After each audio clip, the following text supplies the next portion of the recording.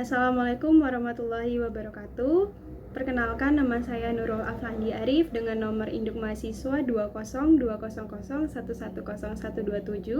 Pada kesempatan kali ini saya akan mempresentasikan hasil review jurnal saya dalam pemenuhan tugas mata kuliah monitoring kesehatan struktur dengan judul jurnal Deteksi Kerusakan dan Penempatan Sensor Percepatan Berbasis Respon Dinamis Struktur pada kasus jembatan kereta api Porong di Sidoarjo. Jurnal ditulis oleh Tri Susanto dan Agung Budi Priyanto dari Program Studi Diploma Teknik Sipil FTS PITS Surabaya yang diterbitkan oleh Jurnal Aplikasi pada Agustus 2014.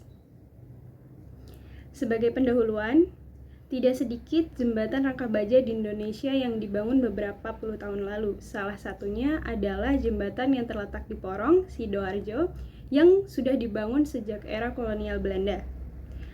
Maka dari itu, agar struktur jembatan tersebut tetap dalam kondisi layan, maka monitoring struktur secara periodik sangat diperlukan sehingga keruntuhan struktur jembatan dapat dihindari. Berdasarkan Pedoman Konstruksi Bangunan Nomor 5 Tahun 2009 menjelaskan bahwa ada berbagai jenis monitoring kelayakan struktur secara visual atau visual inspection. Yang pertama adalah pemeriksaan inventaris, yaitu pengumpulan data, administrasi geometri, material, dan data-data tambahan lainnya. Selanjutnya ada juga pemeriksaan detail mendata semua kerusakan yang berarti pada elemen jembatan, yaitu pemeriksaan detail. Dan yang terakhir ada juga pemeriksaan khusus yang biasanya pemeriksaan ini disarankan oleh pemeriksa ketika pemeriksaan detail apabila pemeriksa merasa adanya kekurangan data atau kendala lainnya. Lalu pada beberapa dekade terakhir telah dikembangkan metode identifikasi kerusakan struktur dengan basis karakteristik dinamis struktur. Dan metode ini merupakan metode pemeriksaan tidak merusak atau yang biasa disebut dengan non-destructive testing atau NDT.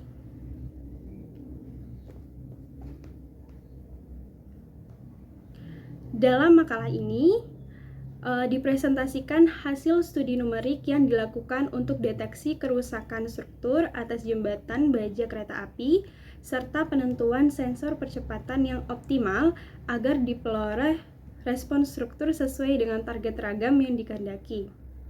Kemudian metode deteksi yang digunakan yaitu metode deteksi berdasarkan respon struktur jembatan akibat beban dinamis kereta api yang melintas di atasnya. Kerusakan disimulasikan terjadi di beberapa lokasi pada struktur atas jembatan kereta api. Kemudian pada metodologi jurnal yang digunakan menggunakan pseudospectral acceleration atau PSA sebagai parameter indikasi kerusakan pada struktur seperti pada rumus yang ditampilkan. Kemudian untuk penentuan posisi sensor akselerometer yang optimal pada uji dinamik struktur, maka dilakukan pendekatan yang diusulkan oleh Kammer tahun 1991 dengan persamaan sebagai berikut. Yang kemudian kisaran nilai elemen matriks E adalah sebagai berikut. Apabila matriks E sama dengan 0 menunjukkan bahwa target ragam tidak dapat dipantau dari lokasi sensor terkait. Sedang apabila nilai E sama dengan 1 menunjukkan bahwa target ragam dapat diidentifikasi oleh sensor dari lokasi tersebut. Kemudian untuk mendapatkan karakteristik dinamik struktur yaitu frekuensi alamiah dan spektrum respon, jembatan ini dimodelkan dengan dianalisis bantuan perangkat lunak yaitu CSI Bridge V15. Kemudian pada jurnal ini disajikan hasil analisis dinamis struktur dalam kondisi utuh dan kondisi rusak. Struktur dalam kondisi utuh dimodelkan sesuai dengan data yang diperoleh dari PT KAI, sedangkan kerusakan pada struktur jembatan dimodelkan sebagai pengurangan luas penampang pada elemen rangka struktur. Pada hal ini digunakan sebesar 10%. Kemudian kerusakan-kerusakan tersebut disimulasikan terjadi di elemen struktur di sekitar titik simpul jembatan bagian bawah. Kemudian pada hasil yang pertama, gambar menunjukkan bahwa faktor redaman berpengaruh terhadap nilai spektrum respon. Semakin besar faktor redaman, maka nilai puncak respon akan semakin kecil.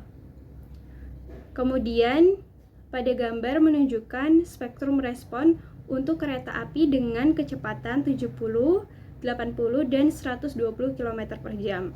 Hal ini menandakan bahwa besar spektrum respon juga dipengaruhi oleh kecepatan kereta api yang lewat pada jembatan yang diteliti.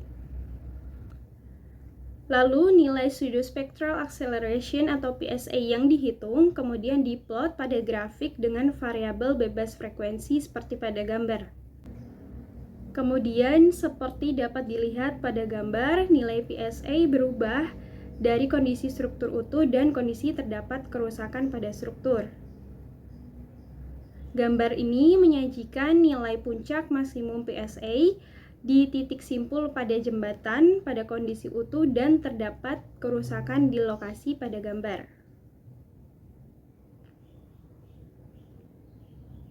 Lalu pada akhirnya dapat dilihat dari grafik bahwa sensor yang optimal untuk kondisi struktur seperti pada gambar ada di 10 titik, yaitu dengan mempunyai nilai efektif independence atau EFI sama dengan 1, yaitu pada titik simpul 9, 12, 99, 102, 112, 116, 126, 130, 139, dan 143.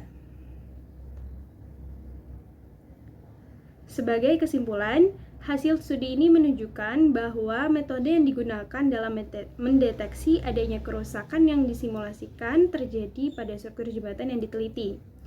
Namun, masih diperlukan studi untuk identifikasi lokasi kerusakan struktur jembatan kereta api berdasarkan nilai PSA serta studi terhadap jenis kerusakan yang lain, sehingga metode ini dapat diaplikasikan pada struktur real nanti di lapangan. Sekian yang bisa saya sampaikan mengenai review jurnal. Apabila ada kesalahan kata, saya mohon maaf. Terima kasih atas perhatiannya. Wassalamualaikum warahmatullahi wabarakatuh.